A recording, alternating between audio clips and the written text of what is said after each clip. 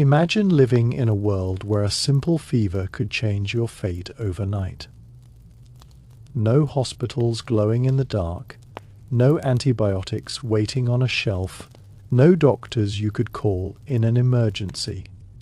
Yet somehow medieval people survived for centuries. Tonight, we journey back to candlelit villages, quiet monasteries and mist-covered fields to discover how ordinary men and women healed wounds with herbs, trusted ancient wisdom, and relied on community, faith, and nature itself to stay alive. As the fire crackles and the night grows still, let your mind drift into a slower world, a time when healing came from gardens, prayers, warm bread, and patience.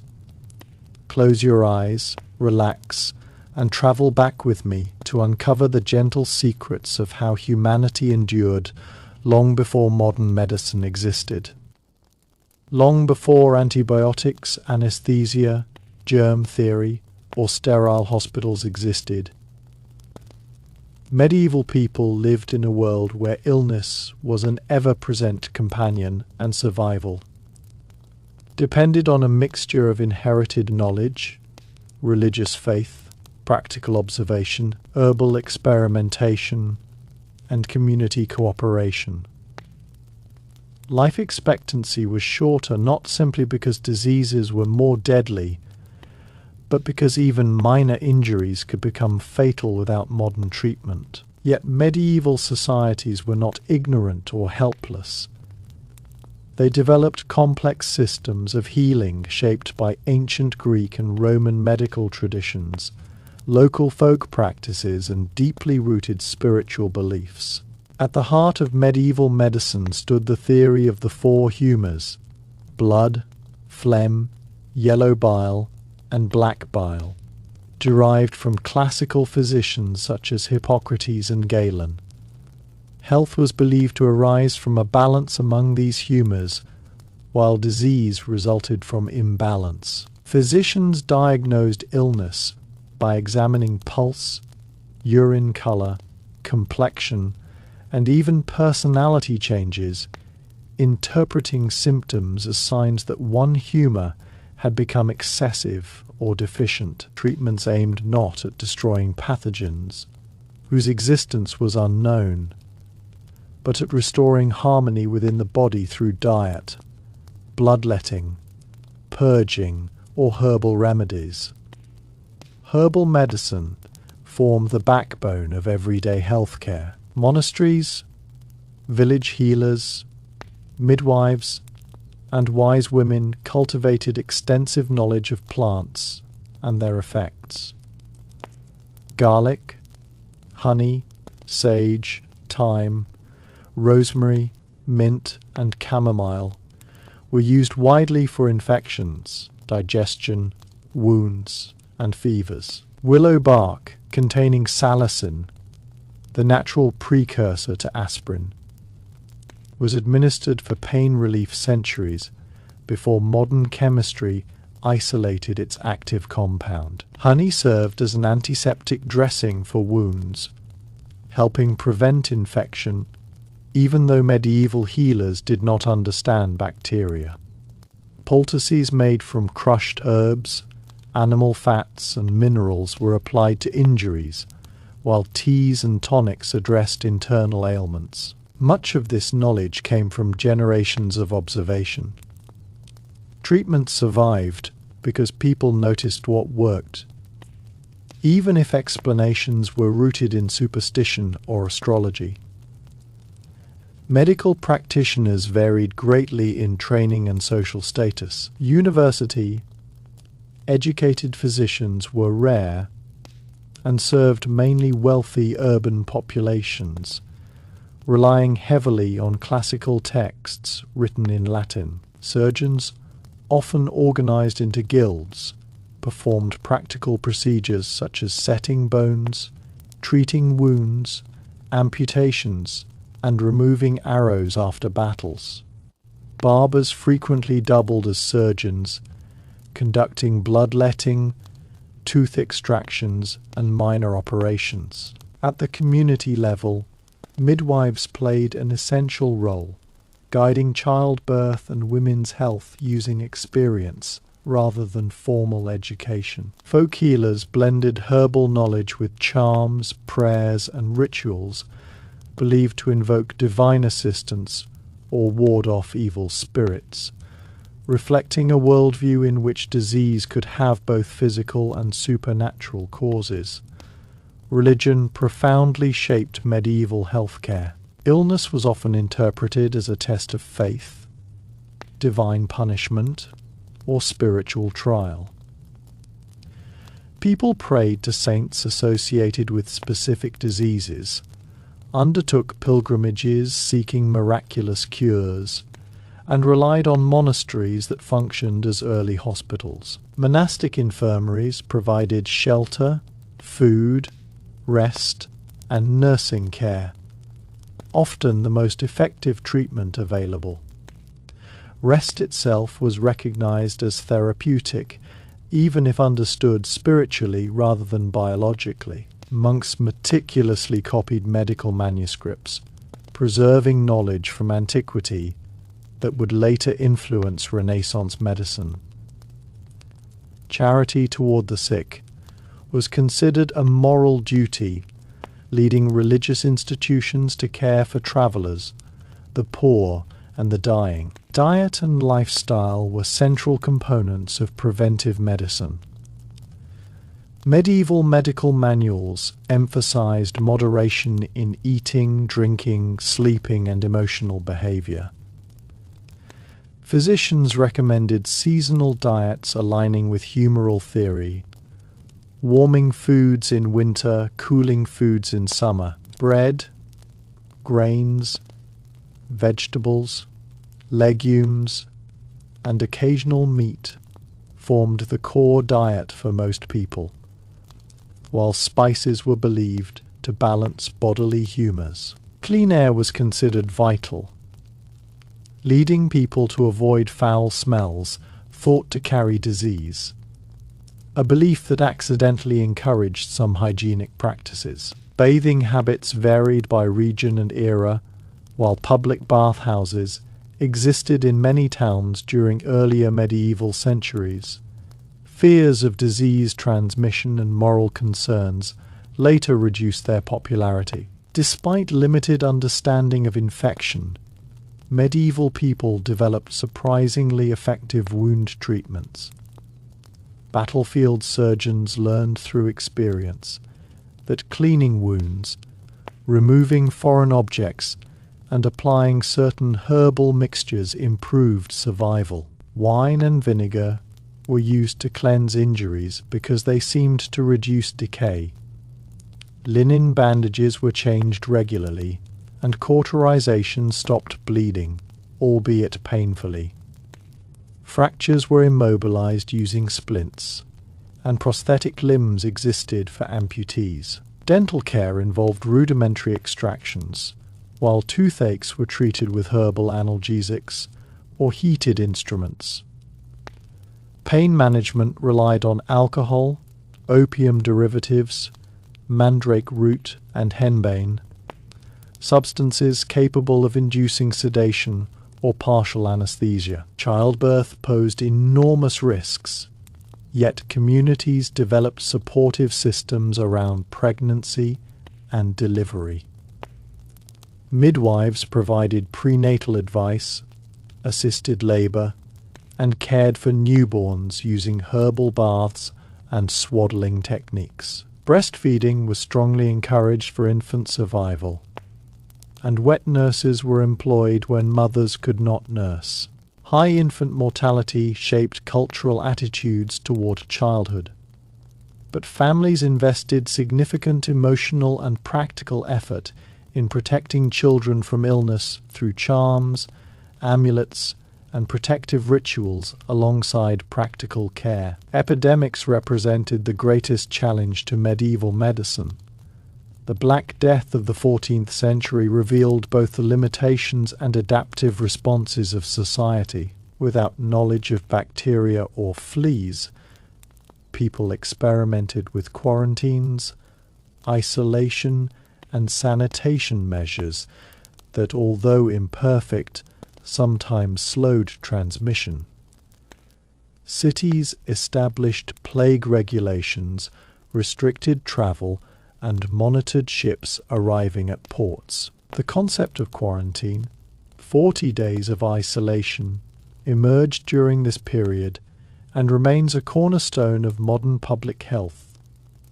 Communities burned aromatic herbs, wore protective clothing, and avoided crowded spaces in attempts to escape contagion. While many treatments failed, collective responses demonstrated early forms of epidemiological thinking. Mental health was understood differently, but not ignored. Emotional suffering, melancholy, or madness were interpreted through humoral imbalance, spiritual distress, or demonic influence. Treatments ranged from herbal calming agents and music therapy to prayer, confession, and community support. Monasteries sometimes sheltered individuals experiencing psychological distress, offering structured daily routines that could stabilize mental states. Music, storytelling, festivals, and religious rituals served as psychological relief within otherwise harsh living conditions. Environmental knowledge also contributed to survival. People recognized connections between stagnant water and sickness, leading some towns to manage waste disposal, drainage, and water sources. Though sanitation remained inconsistent, medieval urban authorities occasionally enforced regulations concerning butchers, tanners, and waste management to reduce foul conditions. Rural populations benefited from cleaner environments, lower population density, and diets rich in locally grown food, factors that sometimes offset the absence of advanced medicine. Education and transmission of medical knowledge occurred through manuscripts, apprenticeships, and oral tradition. Medical texts combined empirical observations with astrology, linking bodily health to planetary movements. Physicians consulted zodiac charts before performing procedures, believing celestial alignment influenced outcomes. While modern science rejects astrology, its inclusion reflected attempts to impose order on an unpredictable world. The persistence of written records allowed gradual accumulation of knowledge rather than constant reinvention. Community solidarity played a decisive role in survival. Families cared for sick members at home, neighbors assisted during epidemics, and guilds supported injured workers. Healing was rarely an individual endeavor. It was a collective responsibility woven into social life. Elderly individuals passed down remedies, cooking techniques, and survival strategies refined over generations. Shared experience compensated for limited technology, ensuring that practical wisdom endured. Interestingly, some aspects of medieval life unintentionally supported health. Diets were often less processed than modern ones.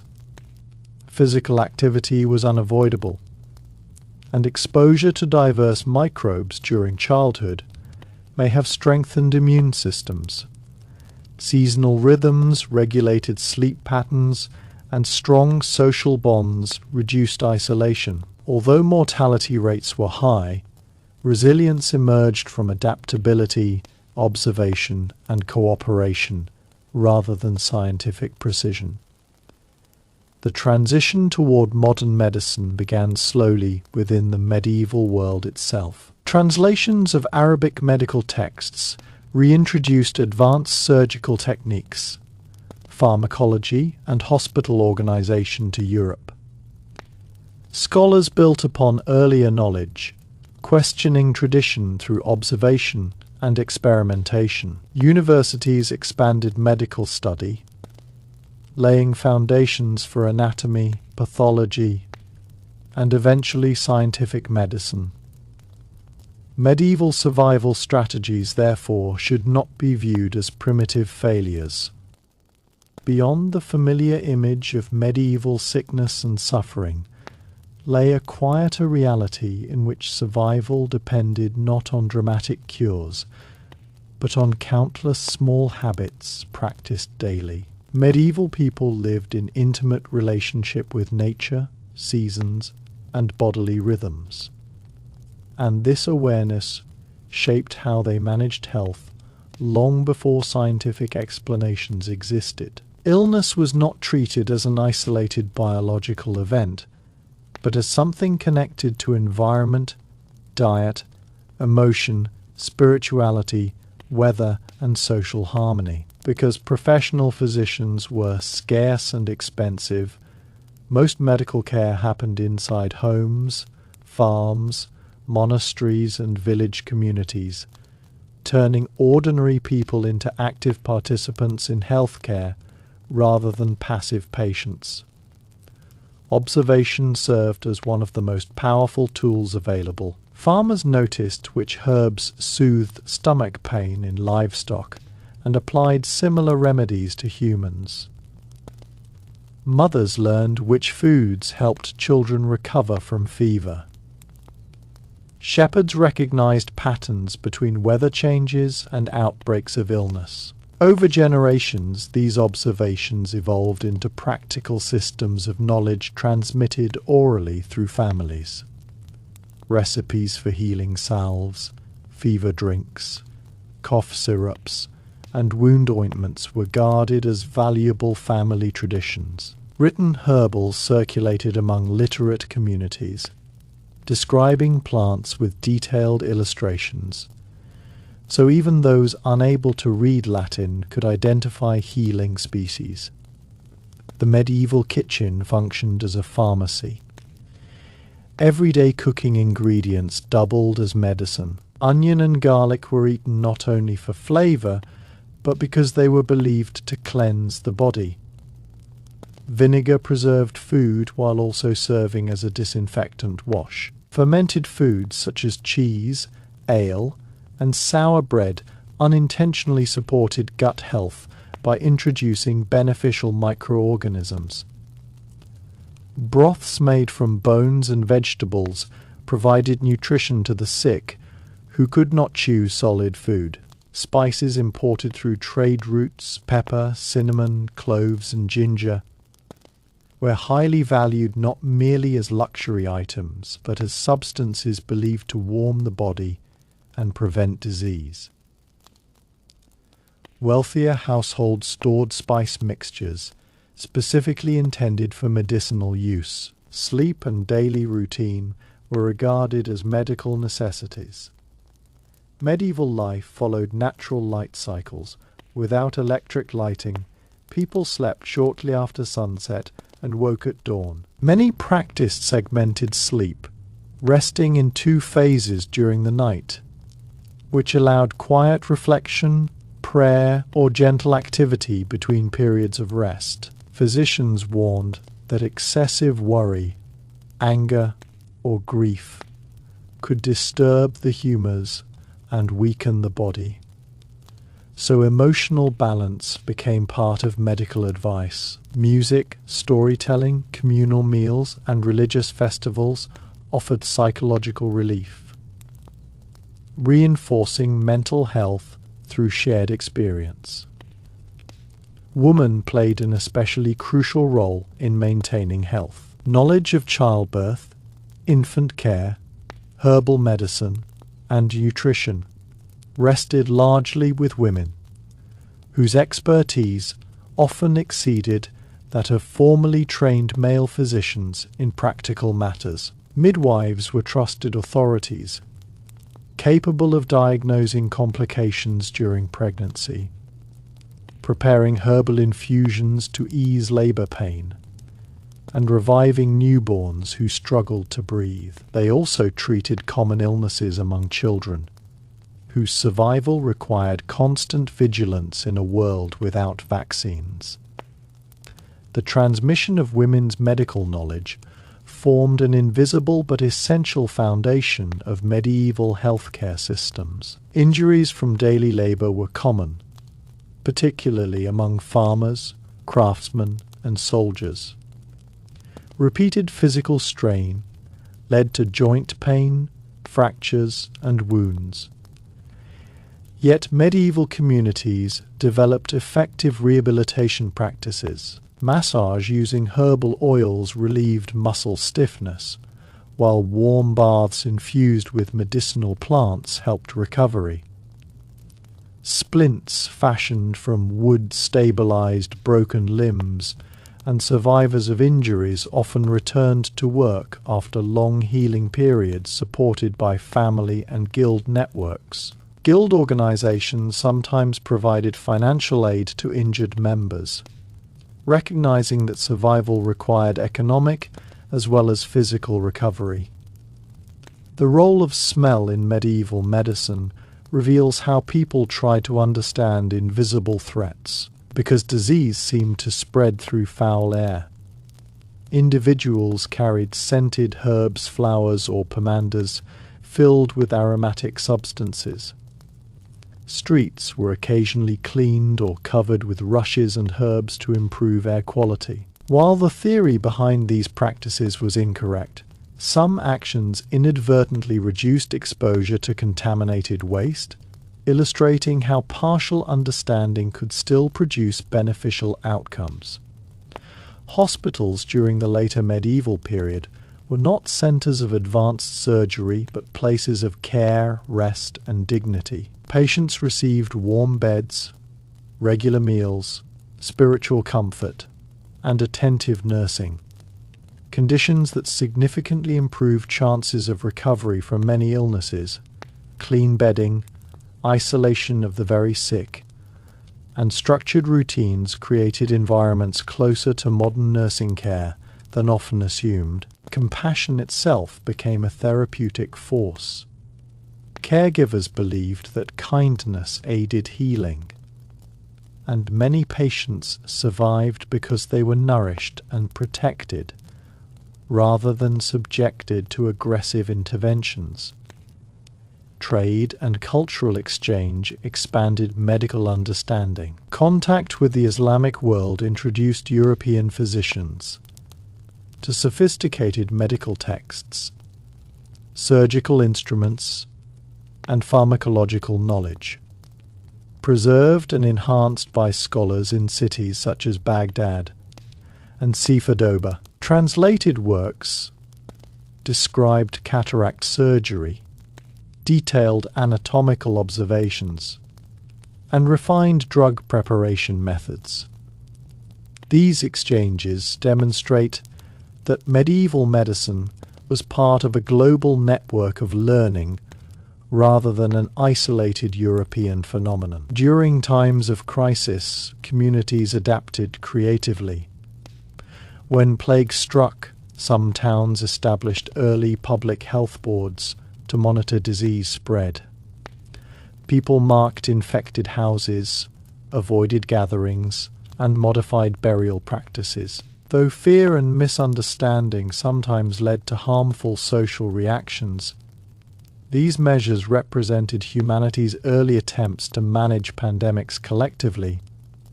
Survivors learned from each outbreak, gradually shaping policies that influenced later scientific public health systems. Pain, an unavoidable part of medieval existence, was managed through both physical and psychological strategies.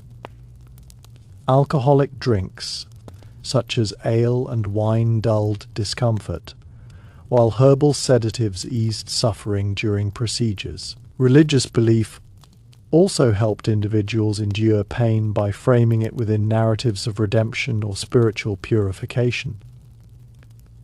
Acceptance did not eliminate suffering, but it provided emotional resilience in circumstances where complete relief was impossible. Old age presented unique challenges, yet elders often remained integrated within families rather than isolated.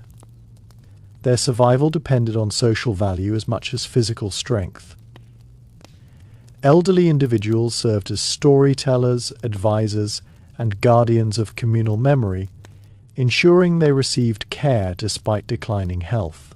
Herbal tonics aimed at strengthening vitality were prepared from roots, berries, and honey, reflecting attempts to prolong life using available means. Weather and climate deeply influenced medical thinking. Cold winters required warming foods and thick clothing to maintain bodily balance, while hot summers prompted lighter diets and increased hydration. Seasonal bloodletting schedules were sometimes recommended, based on belief that certain times of year encouraged harmful humor accumulation. Though scientifically flawed, these practices demonstrate an awareness that environment affected health outcomes. Children learned survival skills early, including recognition of edible plants, basic wound care, and respect for natural dangers. Education in practical health knowledge began informally through daily life. People understood which waters were safe to drink, how to preserve food against spoilage, and how to avoid animals or environments associated with sickness. Such experiential learning reduced risks in a world lacking regulatory safety systems. One of the most remarkable aspects of medieval survival was adaptability. When traditional remedies failed, healers experimented. New plant combinations were tested, foreign medicines adopted, and surgical techniques refined through trial and error. Progress was slow but continuous, driven not by laboratories but by lived experience. Over centuries, these incremental improvements accumulated, eventually enabling breakthroughs during the Renaissance and early modern scientific revolution. Despite high mortality rates, medieval societies did not live in constant despair. People married, celebrated festivals, created art, built cathedrals, and formed vibrant cultures while coexisting with disease. Survival was not merely physical endurance, but a holistic process involving meaning, community, and hope. Faith, routine, and shared responsibility gave individuals psychological strength to face uncertainty. Looking back, it becomes clear that medieval survival without modern medicine was possible, because health was approached as an integrated way of life rather than a specialized profession. Healing emerged from gardens, kitchens, monasteries, families, and villages. Knowledge flowed through generations, blending observation with belief, practicality with spirituality. While modern medicine has dramatically extended life and reduced suffering, many principles underlying medieval survival, nutrition, rest, community care, preventive habits, and respect for natural rhythms remain foundational to human health today. Medieval people endured not because they conquered disease with technology, but because they learned to live alongside illness. Survival in the medieval world also depended heavily on the understanding that the human body was inseparable from the surrounding landscape. Villages were built around water sources, forests, and agricultural fields, and people learned through long experience how geography influenced health. Marshlands were often avoided because communities noticed that fevers appeared more frequently near stagnant water, even though they did not know about mosquitoes or microbes. Hillsides and well-ventilated settlements were preferred because fresh air was associated with vitality. Medieval builders placed windows, courtyards, and open marketplaces in ways that encouraged airflow, unintentionally reducing disease transmission in crowded towns. Food preservation techniques were another critical survival strategy. Without refrigeration, medieval people mastered drying, smoking, salting, pickling, and fermenting food to prevent spoilage. These methods protected communities during winter or famine years when fresh crops were unavailable. Salted fish, cured meats, fermented vegetables, aged cheeses, and stored grains ensured that populations could survive seasonal shortages. Malnutrition weakened immunity, so maintaining food reserves became an essential form of preventive medicine. Monasteries and manor estates carefully managed granaries, recognizing that hunger often led directly to disease outbreaks. Water safety represented a constant challenge.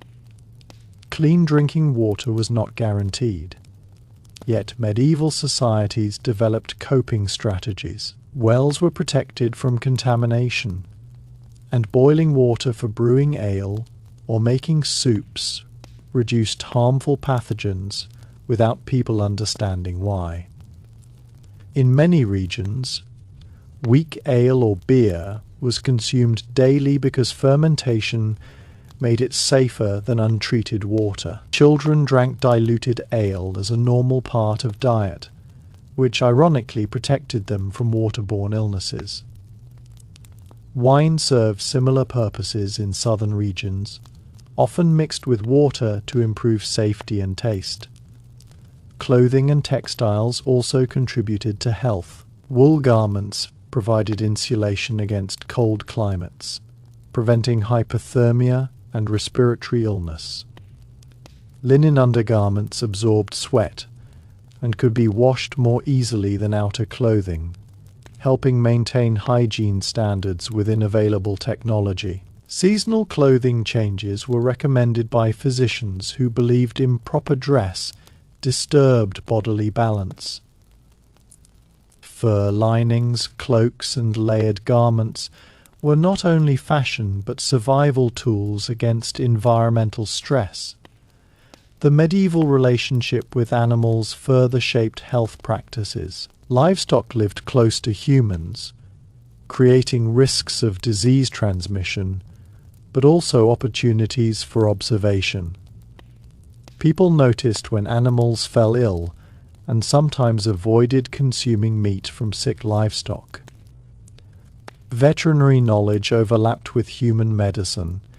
Remedies developed for animals were occasionally adapted for human use. Cats were valued for controlling rodents that spread disease, while dogs served as protectors and companions, offering emotional comfort in uncertain times.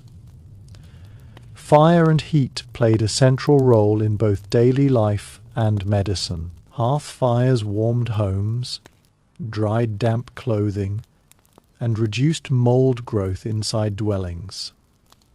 Steam from heated water was used to treat respiratory problems, functioning similarly to modern steam inhalation. Heated stones wrapped in cloth relieved joint pain, while warm baths relaxed muscles and promoted circulation. Bathhouses in medieval cities provided communal hygiene and therapeutic relaxation.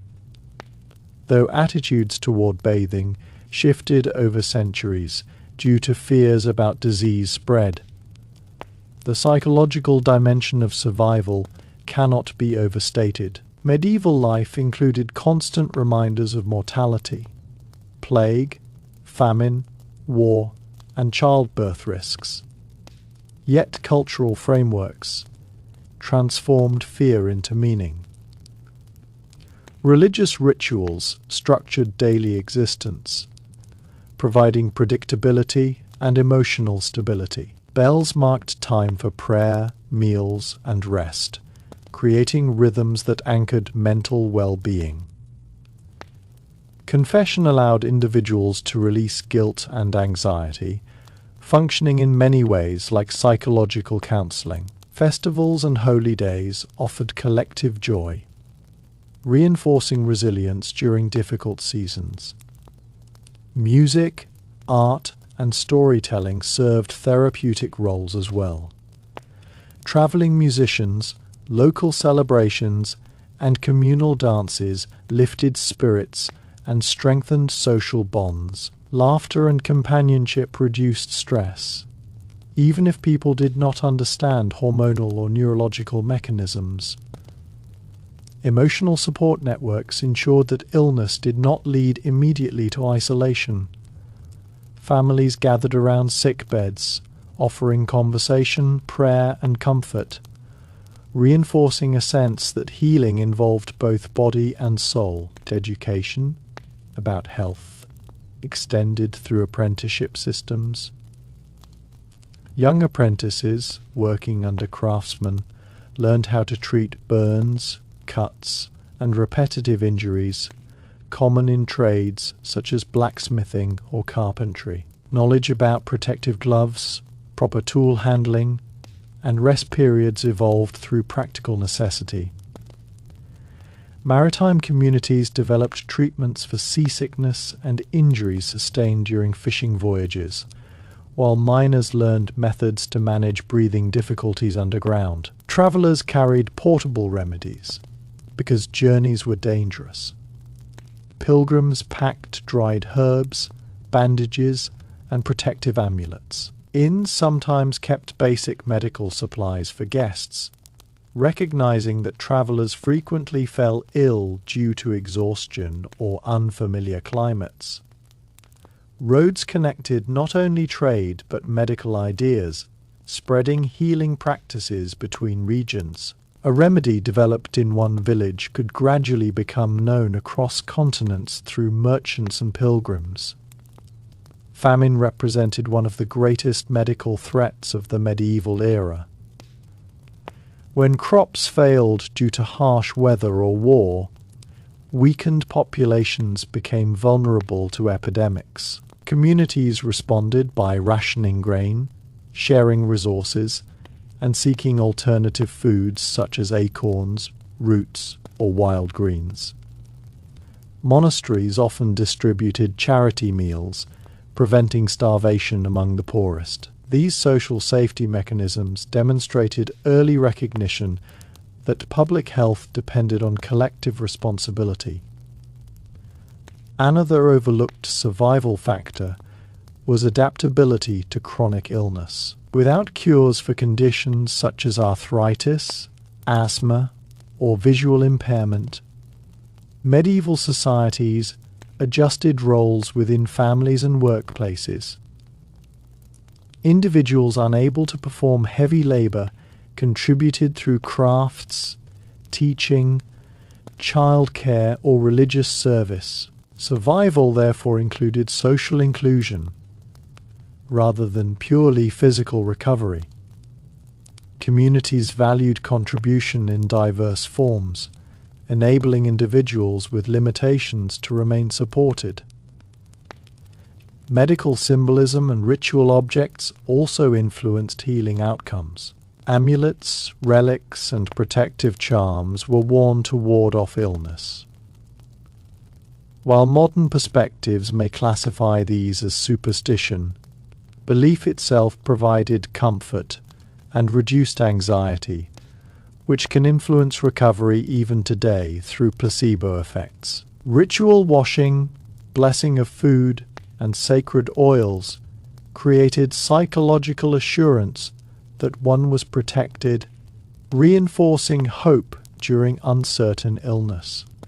Climate events such as harsh winters or volcanic cooling periods forced populations to innovate. New crop varieties were adopted, agricultural techniques improved, and storage methods refined. These adaptations indirectly improved health by stabilizing food supply.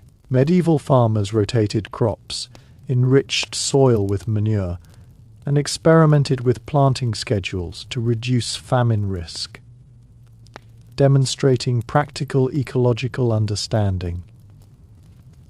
Medical manuscripts often included detailed case histories, showing that physicians paid attention to outcomes. They compared treatments, adjusted dosages of herbal medicines, and noted patterns of recovery.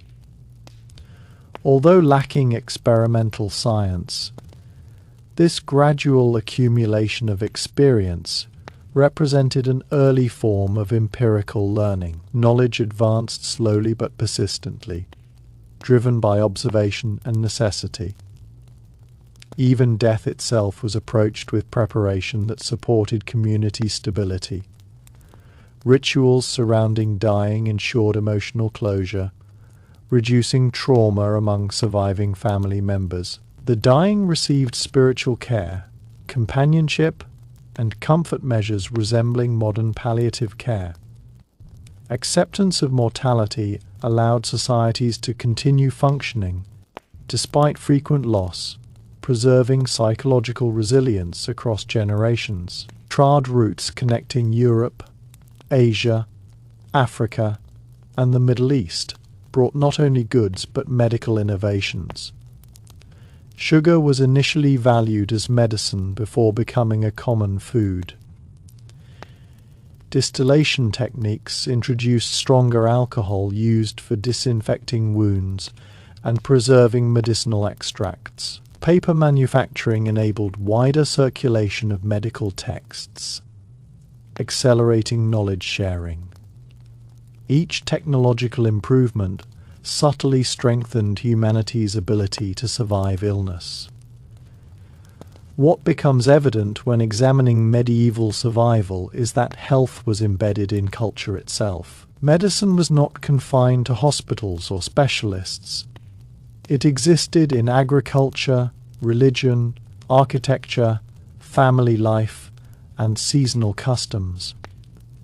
Healing meant maintaining balance between work and rest, diet and environment, body and spirit, individual and community. Medieval people survived, not because they eliminated disease, but because they created systems of adaptation that allowed life to continue despite uncertainty.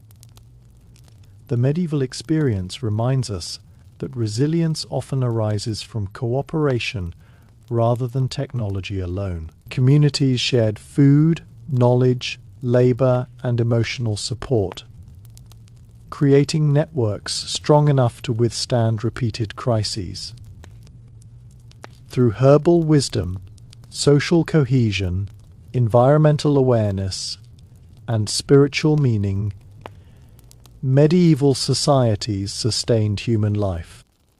Daily eating in medieval times was also shaped by sound, rhythm, and repetition, creating a predictable structure around which life unfolded. The ringing of church bells often signaled when people paused work to eat, pray, or rest. Meals were closely tied to daylight hours because artificial lighting was limited and expensive. Families rose at dawn, consumed simple morning food, worked through long hours, and gathered again at dusk for the main meal.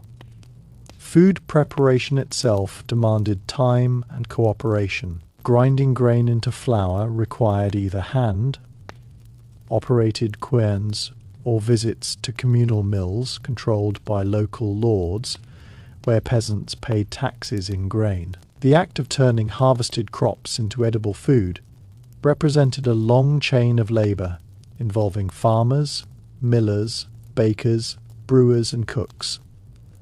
Grain processing determined much of everyday life. Milling transformed hard kernels into flour, suitable for bread and porridge, but access to mills was tightly regulated.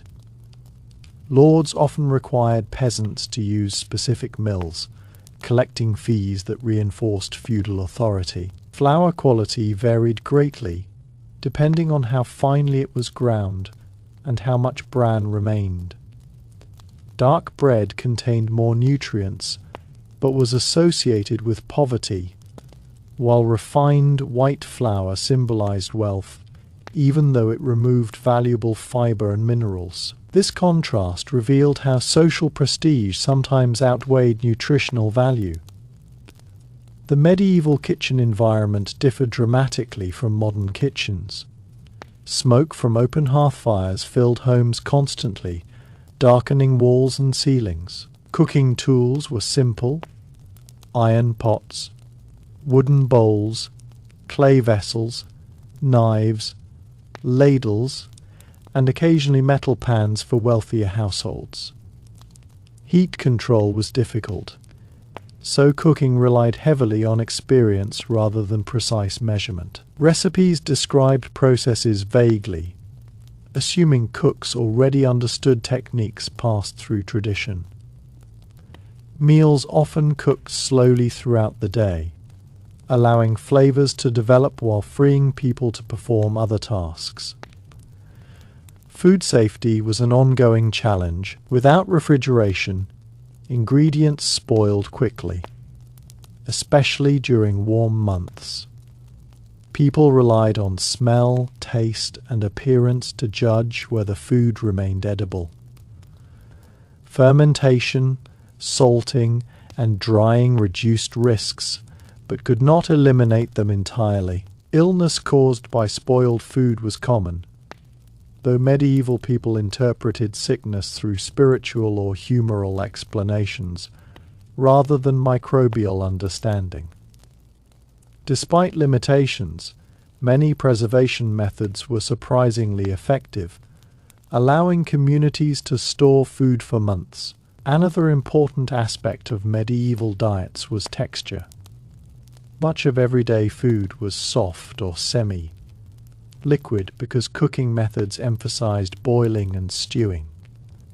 Pottage, porridge, and soups required less fuel and made tough ingredients easier to digest. Elderly people, children, and laborers all benefited from meals that were filling yet simple to chew. Hard crusts of bread were sometimes softened in broth or ale before eating. The consistency of food reflected practical considerations rather than culinary preference. Seasonal hunger deeply influenced emotional relationships with food. Winter scarcity taught patience and gratitude. Spring hunger created anxiety as supplies dwindled before new crops appeared. When fresh vegetables finally returned, communities celebrated renewal, not only spiritually, but physically.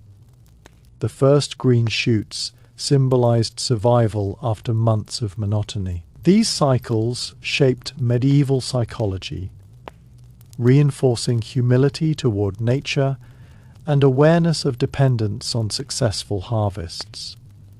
Food preparation also played a role in gender identity and household organization. Women typically managed cooking, dairy processing, and garden cultivation, though men participated in large-scale food production such as farming, hunting, and brewing. Skills like cheese making, bread baking, and herb preservation elevated women's importance within communities. Knowledge of herbs served both culinary and medicinal purposes, blending cooking with healthcare. Many remedies involved soups, broths, or infused drinks believed to restore balance within the body. Markets expanded access to spices and specialty foods, even for people who could not afford luxury ingredients regularly. Pepper, ginger, and cinnamon occasionally appeared in urban kitchens in small quantities, used sparingly to enhance flavor. Spices held symbolic value because they connected Europe to distant lands through trade routes extending to Asia and the Middle East. Even a small pinch transformed an ordinary dish into something extraordinary, demonstrating the growing interconnectedness of medieval economies. The role of smell and taste in medieval life cannot be overlooked. Strong flavors were appreciated because preservation techniques sometimes altered natural tastes. Smoked meats, fermented vegetables, sour breads, and tangy cheeses created complex flavor profiles. Sweetness remained rare and precious, making honey-based treats deeply memorable. Festivals featuring sweet cakes or spiced wine stood out vividly against the background of everyday simplicity. Eating spaces varied widely. Peasants often ate seated on benches or stools around a shared table or even standing near the hearth. Nobles dined in large halls illuminated by candles and decorated with tapestries. Yet regardless of setting, meals functioned as social anchors. Eating together reinforced family unity, strengthened alliances, and maintained social hierarchy. Hospitality carried moral importance. Offering food to guests demonstrated honor and generosity. Food waste was minimized because survival depended on efficiency. Vegetable scraps fed animals. Stale bread thickened soups, and bones boiled repeatedly for broth. Even ashes from hearth fires contributed to household tasks such as soap making. Medieval households operated as closed systems where resources circulated continuously. Modern concepts of disposable food would have seemed unimaginable in a world where every calorie mattered. Travel and warfare influenced diets as well. Soldiers relied on preserved foods like hard bread, salted meat, dried peas, and cheese. Armies moved slowly, partly because transporting food required massive logistical effort.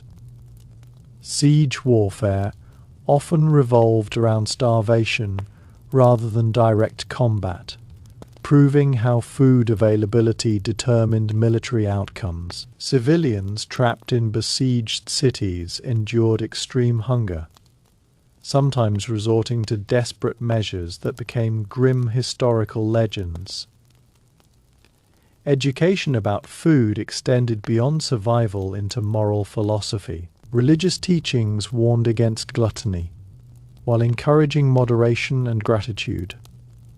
Fasting periods trained individuals to control appetite and reflect spiritually. Monks wrote detailed texts describing agricultural practices, brewing techniques, and gardening knowledge, preserving culinary traditions for future generations. These writings contributed to the gradual professionalization of cooking during later centuries. Children experienced food as part of learning responsibility. They helped collect eggs, herd animals, weed gardens, and gather firewood necessary for cooking. Food preparation taught patience and cooperation. Family survival depended on collective effort, and shared meals reinforced awareness that nourishment resulted from hard work rather than convenience. Regional identities formed around distinctive foods. Coastal populations developed strong traditions of fish consumption. Mountain communities relied heavily on dairy and preserved meats, and fertile plains supported grain-based diets. Over time, these patterns evolved into recognizable cuisines that still influence modern European cooking traditions. Many contemporary dishes trace their origins directly to medieval peasant foods refined over centuries. The emotional comfort provided by food remained universal despite hardship. Warm soup after cold labor, fresh bread emerging from an oven, or shared ale at day's end offered moments of relief and satisfaction. Medieval people did not experience food primarily as luxury, but as reassurance, a sign that life continued, despite uncertainty. Meals represented stability in a world frequently disrupted by disease, war, and unpredictable weather. As trade expanded toward the end of the medieval era, new ingredients slowly transformed daily eating. Improved shipping brought citrus fruits, refined sugar, and new cooking ideas into European kitchens. Urban populations grew, encouraging professional cooks and specialized food production. Yet beneath these changes, the essence of medieval eating endured.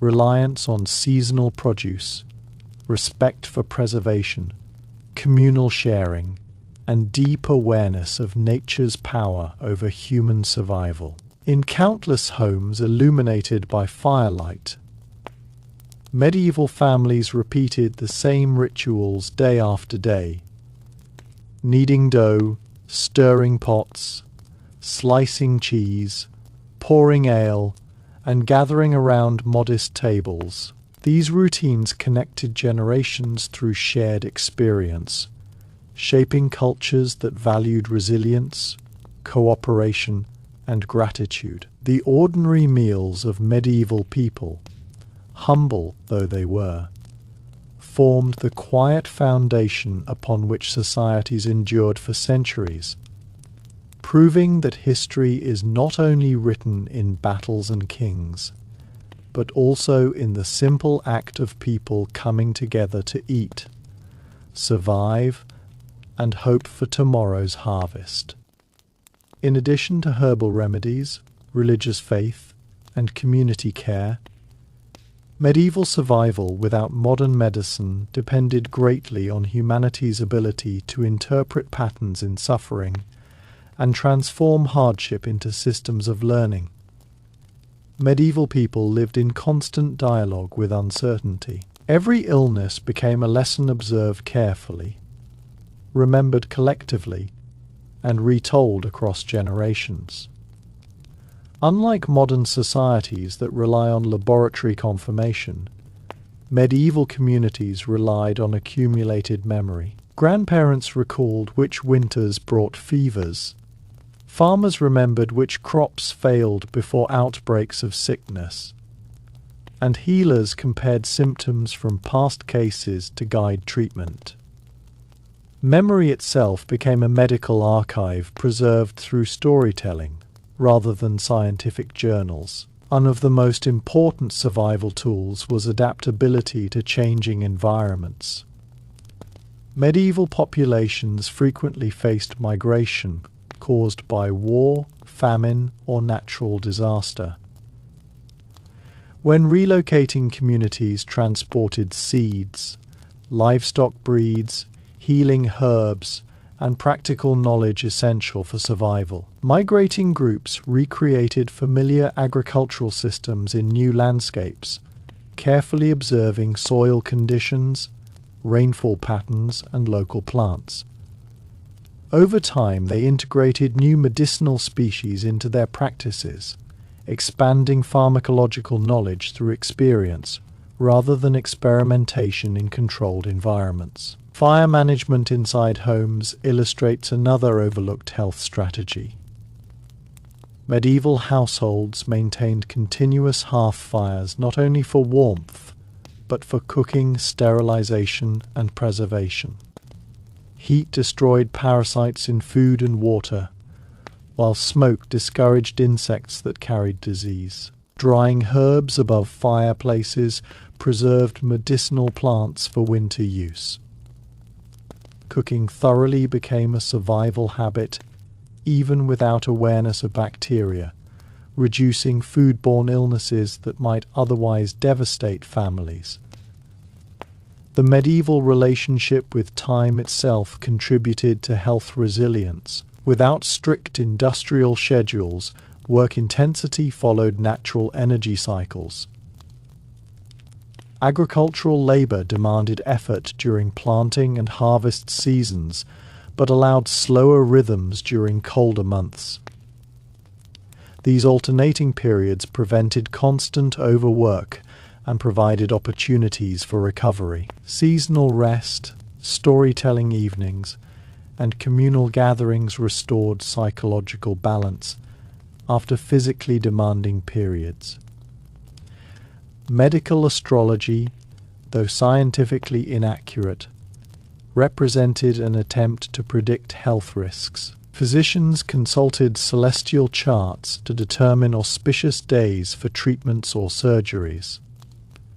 While modern science rejects planetary influence on disease, astrology encouraged structured observation of time, seasons, and bodily rhythms. Patients prepared mentally for treatment days, reducing anxiety and fostering belief in recovery.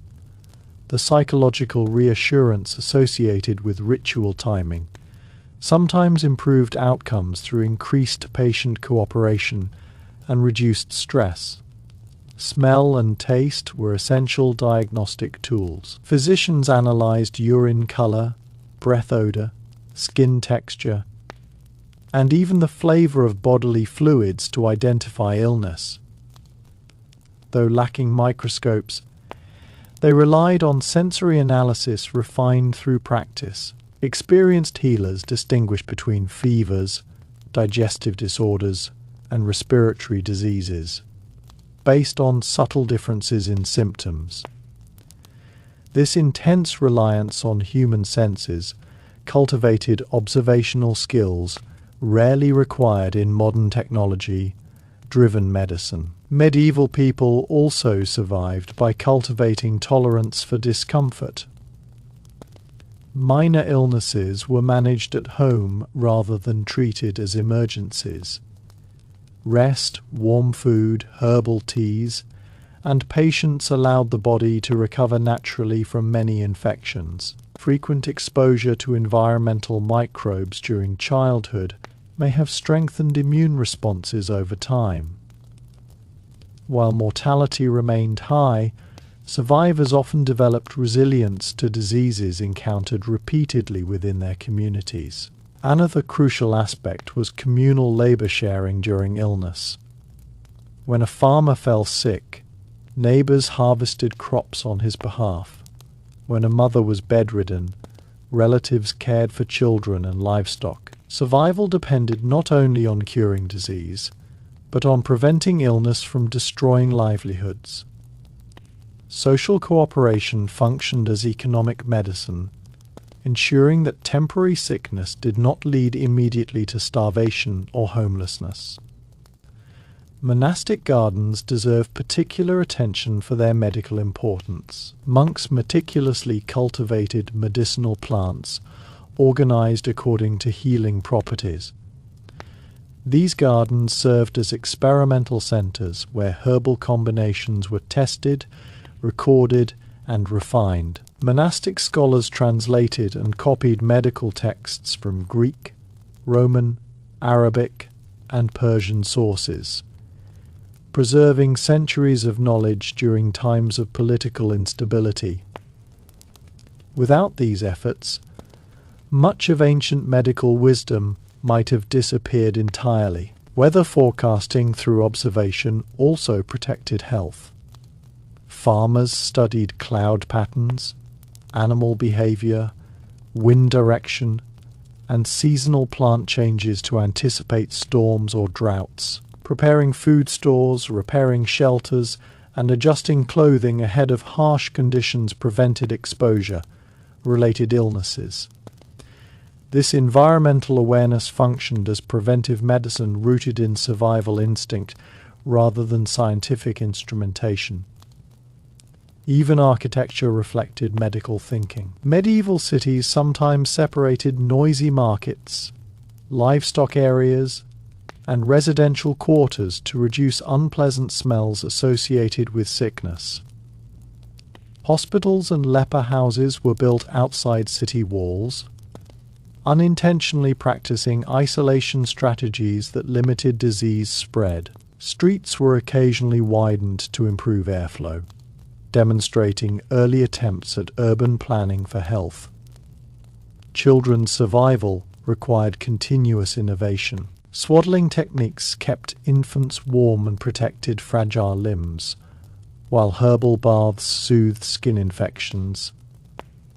Mothers learned to recognize dehydration, fever, or breathing distress through experience alone. Infant survival improved when communities shared childcare knowledge openly, illustrating the importance of collective learning rather than individual expertise. Psychological coping mechanisms played a profound role in endurance. Medieval people interpreted suffering within meaningful narratives that prevented despair from overwhelming communities. Illness was framed as part of a divine or natural order rather than random chaos. This worldview allowed individuals to endure pain without losing purpose. Hope itself became therapeutic, sustaining morale during epidemics that modern medicine might still struggle to control emotionally. Trade networks further enhanced survival by distributing medical ingredients across continents. Sugar, originally a medicinal substance, was used to preserve syrups and improve taste of bitter remedies. Citrus fruits introduced through trade helped prevent nutritional deficiencies such as scurvy among certain populations. Distillation techniques enabled production of concentrated herbal extracts, increasing potency and shelf life of medicines. Animals contributed directly to healthcare practices. Leeches were used for controlled bloodletting, which in certain cases reduced pressure from swelling or infection. Horses enabled rapid transport of physicians or supplies across long distances. Bees provided honey and wax essential for wound care and candlelight, both vital to medical treatment and nighttime caregiving. Medieval education also emphasized moral health. Excessive anger, greed, or gluttony were believed to damage bodily balance. While rooted in religious ethics, such teachings promoted moderation in behavior, indirectly supporting physical health. Advice against overeating, excessive drinking, or chronic stress aligns surprisingly well with modern preventive health principles. Another overlooked survival factor was acceptance of gradual healing. Recovery often took weeks or months, and patients were expected to rest extensively. Unlike modern pressure for rapid productivity, medieval societies tolerated long convalescence periods. Extended rest allowed injuries and infections to resolve naturally, improving long-term survival despite absence of pharmaceuticals. The arts and crafts of daily life carried therapeutic benefits. Spinning wool, carving wood, weaving textiles, or illuminating manuscripts required concentration that calmed the mind. Creative activity functioned as emotional regulation, reducing anxiety during uncertain times. Work itself became both livelihood and psychological therapy. Across generations, medieval survival formed a continuous chain of adaptation. Each crisis, plague, famine, war, or environmental disaster forced innovation. Communities remembered successes, abandoned failures, and slowly refined approaches to health. Progress occurred not through sudden discovery, but through cumulative human experience. Ultimately, medieval people survived without modern medicine because health was embedded within every layer of existence. Healing was not confined to specialists or buildings. It lived in gardens, kitchens, monasteries, markets, families, and shared beliefs. Their resilience arose from cooperation, observation, patience, and meaning making. Though lacking scientific understanding, they built systems strong enough to sustain humanity through centuries of uncertainty, allowing future generations to inherit both survival wisdom and the foundations upon which modern medicine would eventually stand. The continuation of medieval survival without modern medicine reveals an even deeper truth. People endured not only by treating illness, but by designing entire societies that expected hardship and prepared for it psychologically, socially, and materially. Medieval life operated under the assumption that sickness, injury, and death were inevitable parts of existence. Rather than attempting to eliminate risk entirely, communities focused on reducing vulnerability wherever possible. This mindset shaped habits so deeply that health became woven into daily routines almost unconsciously. A major survival mechanism was redundancy in skills and knowledge. Medieval households ensured that multiple family members knew essential healing practices. A mother might understand herbal remedies, a father might know how to splint broken bones, and grandparents preserved memory of past epidemics. Knowledge was decentralized. If one healer died during an outbreak, others still carried fragments of medical wisdom. This distributed knowledge system prevented total collapse of healthcare during crises when professional physicians were unavailable or overwhelmed. Food culture continued to serve as preventive medicine. Medieval meals were rarely random. They reflected beliefs about balancing bodily conditions. Warm soups were recommended for weakness, sour foods for digestion, and sweet preparations for energy restoration. Broths enriched with herbs became recovery meals for the sick, providing hydration, minerals, and easily digestible nutrients. Even fasting practices, though religiously motivated, sometimes reduced exposure to contaminated foods during times of scarcity or disease. Communities instinctively adjusted eating habits according to health conditions. Preservation of medicinal supplies required careful planning.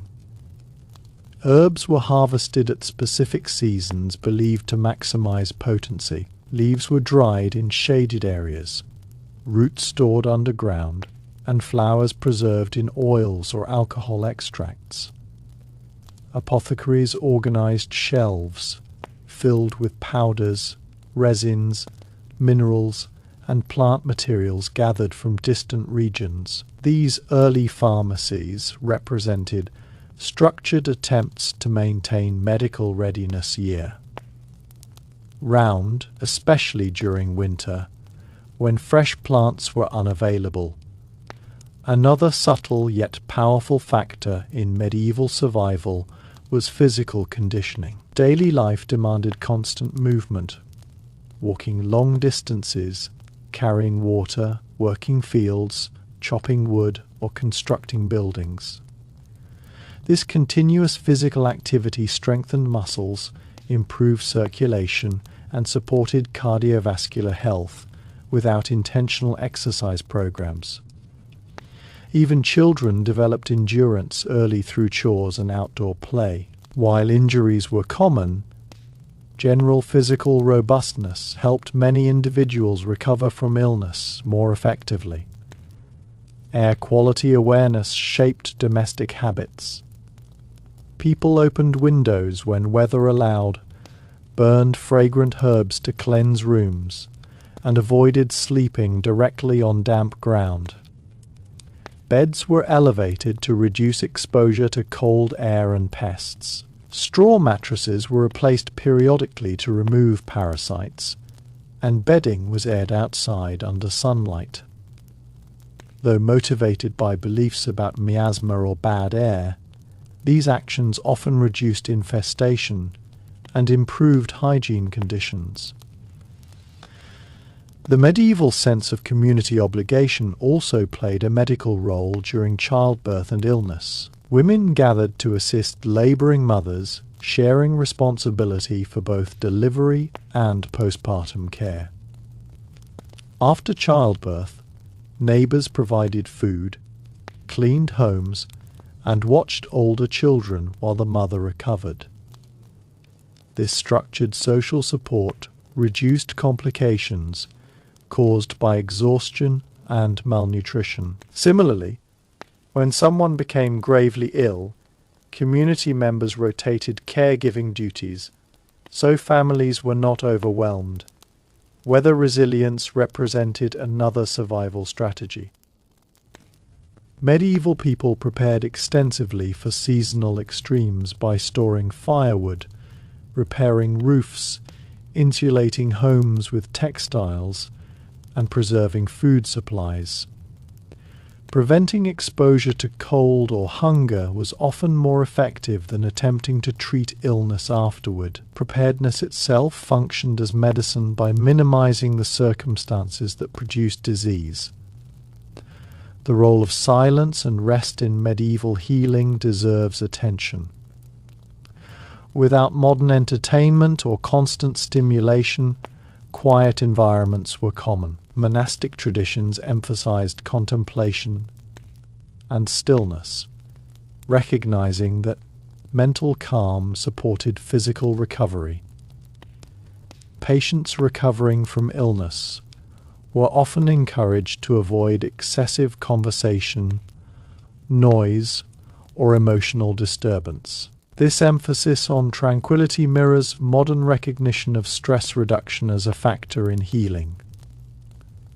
Water rituals combined hygiene with spirituality. Washing hands before meals, cleansing after labor, and ritual bathing before religious observance reinforced regular contact with water. Even when symbolic, these habits contributed to cleanliness. Public fountains and wells were maintained collectively, and contamination of water sources was sometimes punished, because communities understood its consequences even without microbiology. The medieval understanding of aging also contributed to survival. Rather than expecting perpetual youth, societies adapted to gradual decline. Older individuals transitioned into advisory roles, preserving social dignity while reducing physical strain. Herbal tonics aimed at strengthening vitality reflected attempts to slow aging processes, while family structures ensured elders received care and protection. Artisan innovation extended into medical tools. Surgical instruments such as scalpels, forceps, and cauterizing irons were refined by metal workers, collaborating with surgeons. Glassmakers produced containers for storing medicines safely. Textile workers created bandages and supportive garments. Medicine, therefore, depended on cooperation across multiple professions, demonstrating how technological progress emerged collectively, even without formal scientific institutions. Emotional expression also served therapeutic purposes. Medieval mourning rituals allowed communities to process grief, openly preventing emotional isolation. Funerals, prayers, and remembrance gatherings created shared spaces for healing psychological wounds caused by frequent loss. Acceptance of death, combined with communal mourning, helped individuals continue functioning despite repeated tragedy. Environmental sustainability indirectly influenced health outcomes. Farmers practiced crop rotation, fallowing fields, and maintaining soil fertility, ensuring long-term food production. Forest management provided steady supplies of fuel, building materials, and medicinal plants. Overexploitation of resources could lead to famine, so maintaining ecological balance became essential for survival. Traveling healers and scholars acted as carriers of medical innovation. Moving between towns, they exchanged remedies, surgical techniques, and observations about disease patterns. Knowledge spread gradually across regions, blending local traditions with foreign influences. Cultural exchange expanded the range of available treatments, demonstrating that medieval medicine evolved continuously rather than remaining static. Even leisure activities supported health. Archery contests, festivals, fairs, and communal dances encouraged movement, laughter, and social bonding. These gatherings strengthened immune resilience, indirectly by reducing loneliness and maintaining physical vitality. Shared joy functioned as emotional medicine in a world frequently touched by hardship. One of the most profound aspects of medieval survival was humanity's ability to create meaning from suffering. Illness was rarely viewed as meaningless misfortune. Instead, it became part of moral, spiritual, or natural narratives that helped individuals endure uncertainty. Belief systems provided emotional stability when cures were unavailable, preventing despair from overwhelming communities. Gradually, the accumulation of medieval practices began shaping the future of medicine itself. Hospitals evolved from charitable shelters into organized treatment centers. Universities formalized medical education. Anatomical studies expanded understanding of the body. The medieval period, often misunderstood as medically primitive, was actually a long era of preparation during which humanity experimented, observed, failed, learned, and adapted. In reflecting on how medieval people survived without modern medicine, it becomes clear that survival depended on integration rather than specialization. Health emerged from cooperation between environment, culture, labor, belief, nutrition, and social responsibility. Healing was not a single event, but an ongoing process sustained by community resilience and practical wisdom. Through careful living, shared knowledge, and enduring hope, medieval societies navigated centuries filled with disease and danger, preserving human life long enough for the scientific revolutions that would eventually transform medicine forever. As medieval centuries continued to unfold, survival without modern medicine increasingly depended on humanity's remarkable capacity to normalize uncertainty and construct stable lives within unpredictable conditions. Medieval people did not expect perfect health. Instead, they cultivated endurance, adaptability, and practical intelligence that allowed communities to function even when disease remained poorly understood. Survival became less about conquering illness and more about maintaining balance across every aspect of life: physical, social, emotional, environmental, and spiritual. One of the most overlooked elements of medieval survival was routine. Daily schedules followed predictable patterns that stabilized both body and mind. People woke with daylight, performed labor during morning hours when energy was highest, rested briefly at midday, and gradually slowed activity toward evening. This rhythm regulated sleep cycles and digestion naturally. Regular mealtimes helped prevent exhaustion and malnutrition, while predictable work patterns minimized chronic stress. Stability itself acted as medicine, anchoring individuals within a reliable framework despite external dangers.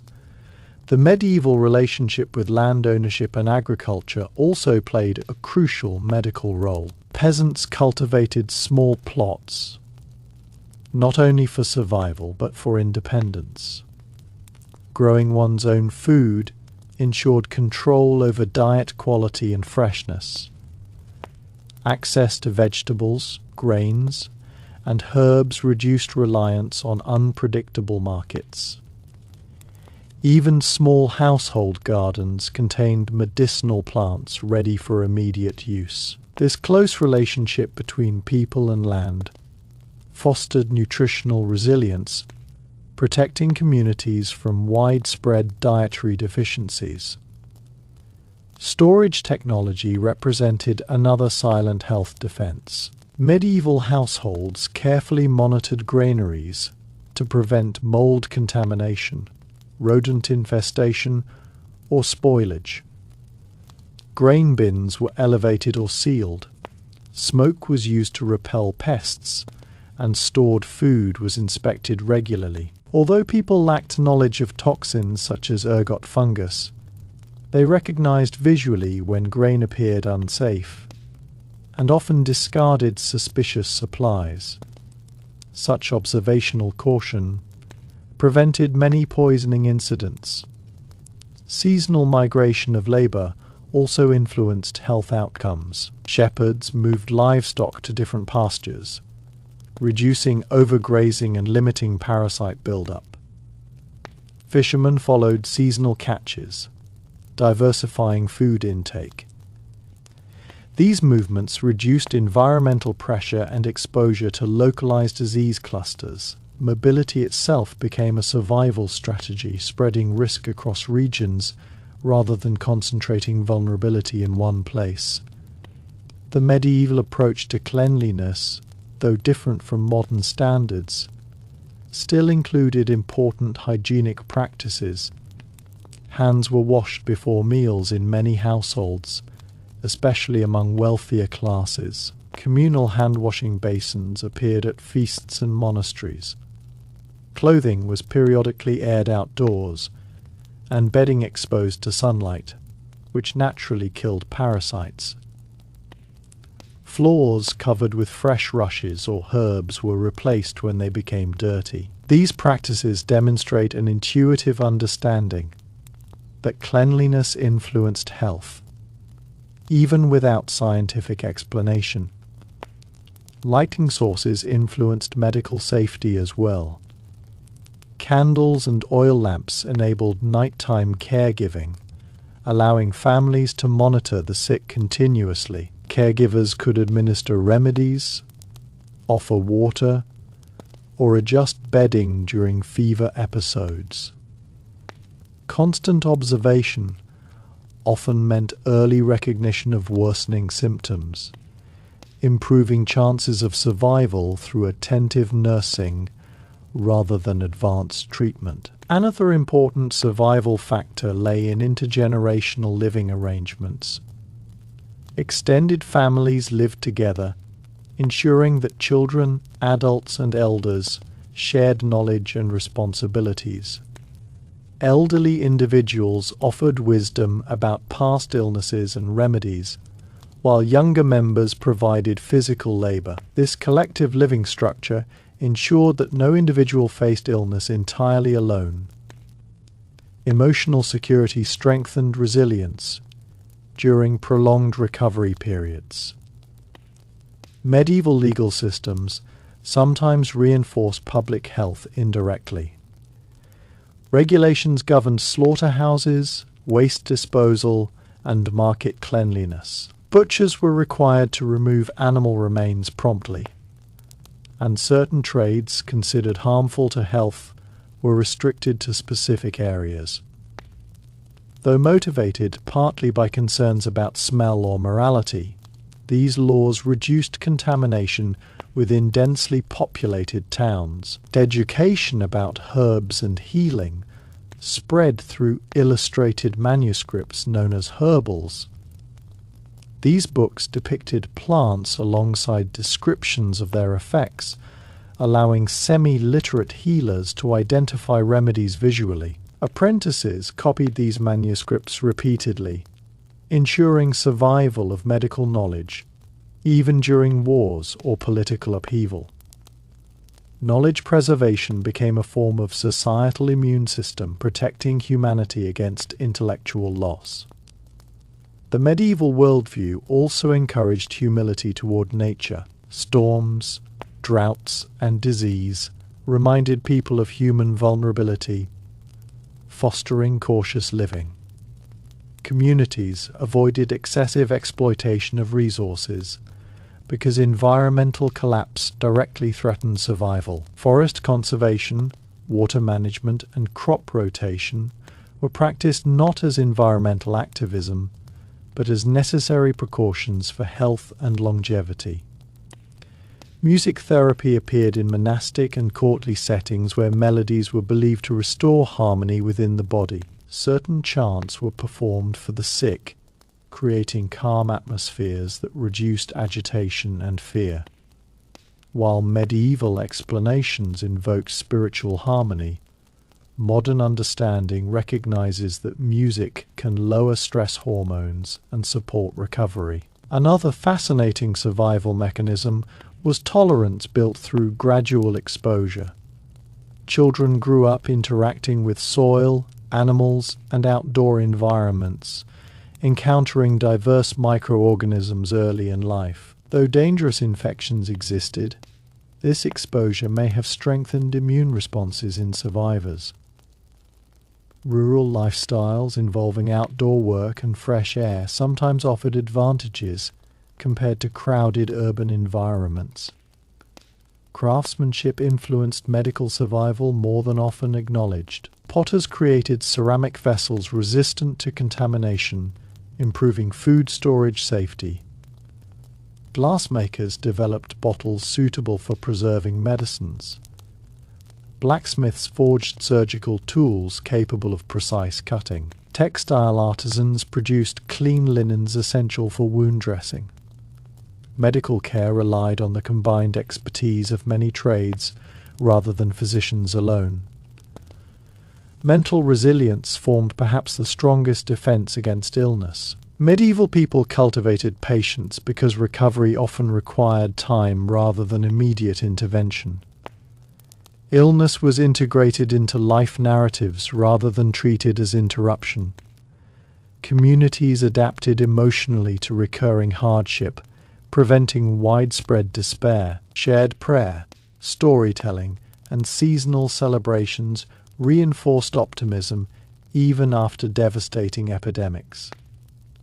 Communication networks also enhanced survival.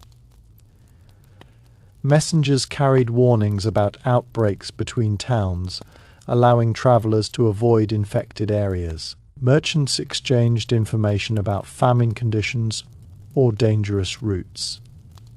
These early information systems resembled primitive public health alerts, demonstrating collective awareness of disease risk long before scientific epidemiology. Even architecture evolved to support health indirectly. Monasteries incorporated gardens, courtyards, and running water systems that improved sanitation. Castles included storage rooms designed to keep food dry and protected. Urban planners occasionally widened streets after epidemics, attempting to improve airflow and reduce crowding. Incremental architectural improvements gradually shaped healthier living environments. Healing rituals often involved symbolic acts, touching relics, lighting candles, or reciting prayers. But these ceremonies also provided psychological reassurance. Patients felt cared for and hopeful, which could influence recovery through reduced stress and improved morale. Medieval medicine, therefore, addressed emotional suffering alongside physical symptoms, recognizing that the mind and body were interconnected. In times of widespread crisis, communities displayed extraordinary cooperation. Villages rebuilt homes destroyed by fire, shared harvests after poor seasons, and cared collectively for orphans left by disease. Social solidarity functioned as survival infrastructure, stronger than any single medical remedy. Over centuries, these countless adaptations accumulated into a complex survival system. Medieval people endured without antibiotics, vaccines, or modern hospitals, not because they ignored illness, but because they approached health holistically. Every aspect of life, from farming to faith, architecture to storytelling, contributed to maintaining resilience against disease. The enduring lesson of medieval survival is that medicine did not exist solely as treatment, but as a way of living attentively within limits imposed by nature, through observation, cooperation, tradition, and emotional strength. Medieval societies navigated centuries marked by uncertainty. Their persistence demonstrates that long before scientific medicine transformed healthcare, humanity relied on shared wisdom, disciplined routines, and communal compassion to protect life against the constant presence of illness. As medieval societies matured across centuries, survival without modern medicine became an intricate system built from accumulated human experience rather than scientific certainty. People learned to anticipate danger long before symptoms appeared, creating cultures that emphasized prevention, resilience, and adaptability. Health was not viewed as an isolated condition belonging to an individual body, but as a state connected to family stability, environmental balance, social harmony, and spiritual order. Every household functioned as a small healthcare center, every village as a cooperative support network, and every generation as a guardian of survival knowledge. The rhythm of agricultural life deeply shaped physical well-being. Medieval farmers understood that exhaustion weakened the body, so labor was distributed collectively during demanding seasons like harvest. Entire communities gathered to reap crops quickly, ensuring no family faced overwhelming physical strain alone. Shared labor protected individuals from injury caused by overwork and guaranteed food security, which remained the most effective defense against disease. Adequate nutrition strengthened resistance to infection, even though medieval people explained health through humoral balance rather than immunity. Food preparation techniques continued to evolve as survival strategies. Grains were soaked, fermented, or baked into dense breads that preserved nutrients and reduced spoilage. Soups became a universal medieval meal because they stretched limited resources while delivering hydration and warmth. Slow cooking softened tough foods, making them digestible for the elderly and sick. The widespread use of onions, leeks, garlic, and herbs unintentionally provided antimicrobial compounds that supported overall health. Even spices, once considered luxury items, were valued because they seemed to prevent food decay and digestive illness. Medieval households also practiced forms of quarantine long before germ theory. When someone became visibly ill, families sometimes separated sleeping areas or limited contact with visitors. Sick individuals were given dedicated utensils or bedding, motivated by fear of spreading bad air or spiritual contamination. Though explanations differed from modern science, these practices occasionally slowed disease transmission within households and villages. Animal husbandry required careful health management as well. Farmers observed patterns of illness among livestock and adjusted grazing practices, shelter design, and feeding routines to keep animals healthy.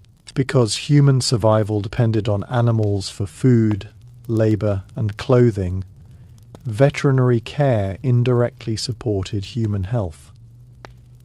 Clean stables reduced parasite exposure, and selective breeding improved animal strength, ensuring reliable nutrition for communities. Childhood survival demanded constant innovation and vigilance. Parents protected infants from cold drafts, ensured regular feeding, and monitored early signs of sickness with remarkable attention. Toys, lullabies, and storytelling were not merely entertainment. They soothed children emotionally, reducing stress during illness. Mothers and grandmothers possessed extensive experiential knowledge about fevers, teething discomfort, and childhood infections. Survival of children represented the future of the community, making childcare one of the most refined areas of medieval medical practice. The medieval marketplace also functioned as an information exchange center. Travelers shared news about disease outbreaks, successful remedies, or dangerous regions. Merchants carried medical ingredients across continents, expanding treatment possibilities.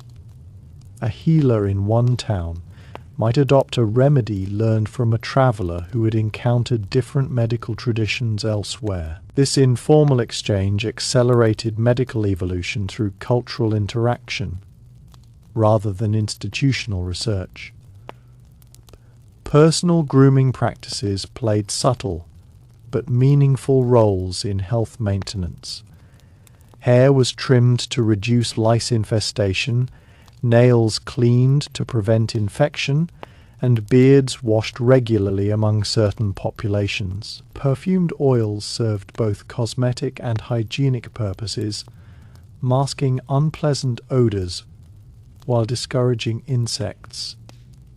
While medieval people framed these actions within ideas about purity or status, they also reduced parasite transmission and improved overall comfort. Time spent outdoors shaped resilience against disease. Daily exposure to sunlight and fresh air supported physical strength, while outdoor labor prevented sedentary lifestyles associated with many chronic illnesses today.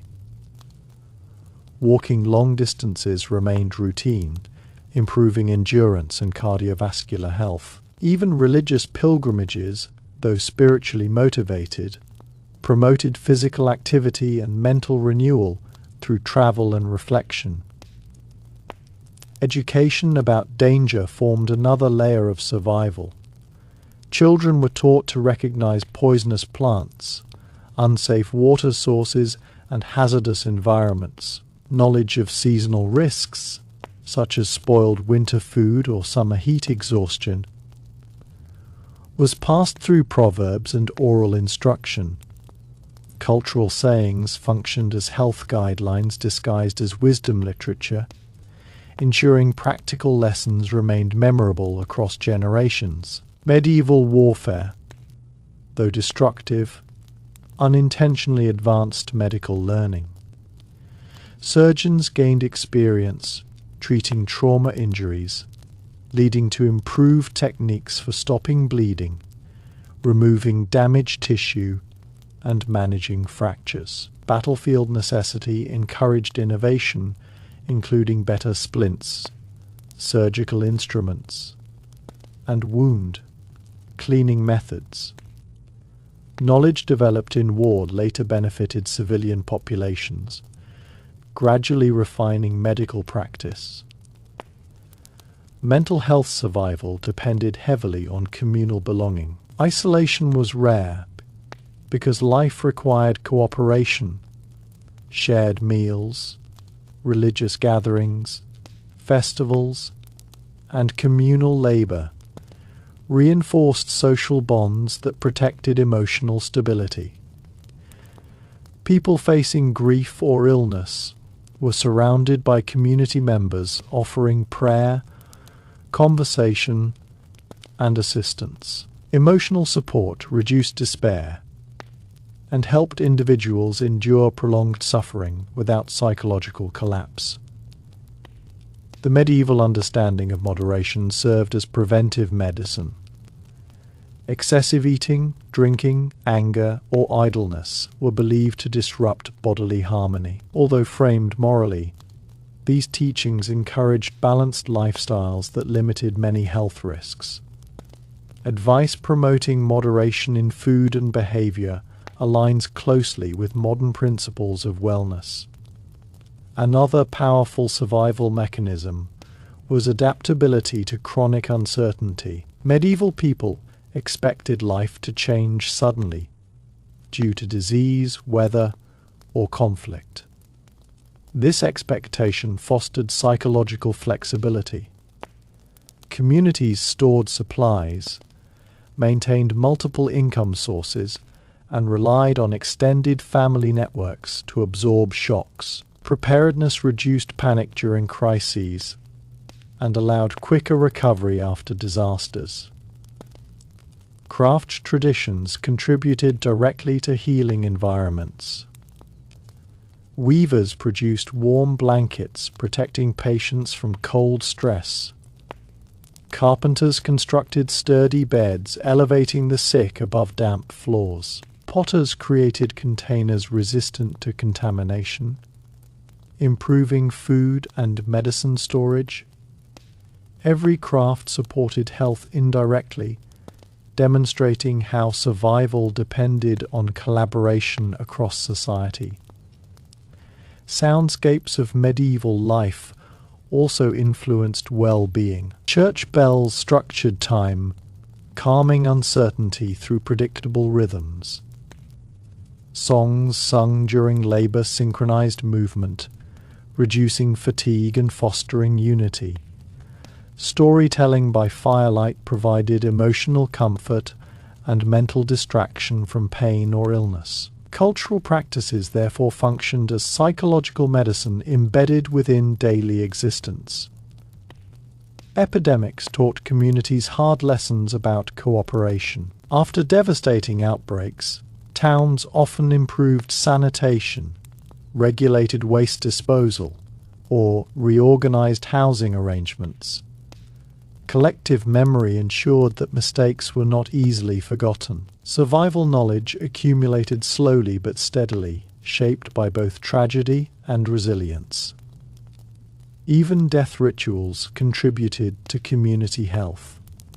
Preparing bodies, holding vigils, and honoring the deceased allowed survivors to process grief collectively. Emotional healing prevented social fragmentation, enabling communities to rebuild after loss. Acceptance of mortality helped maintain psychological equilibrium in a world where death remained common. Over long centuries, medieval survival without modern medicine became a testament to human adaptability. Healing emerged from observation, cooperation, patience, and respect for natural rhythms rather than technological mastery. People survived because they transformed everyday life into a network of protective habits. Gardening, cooking, caregiving, storytelling, faith, and shared labor all working together to sustain health. Ultimately, medieval societies demonstrate that survival does not depend solely on scientific advancement, but also on cultural resilience. Long before hospitals filled with machines and pharmaceuticals existed, humanity endured through collective wisdom, environmental awareness, emotional solidarity, and relentless determination to preserve life. These generations carried humanity through eras of uncertainty, quietly building the foundations upon which modern medicine would later rise, proving that even in the absence of advanced knowledge, human communities possess the ingenuity and compassion necessary to survive.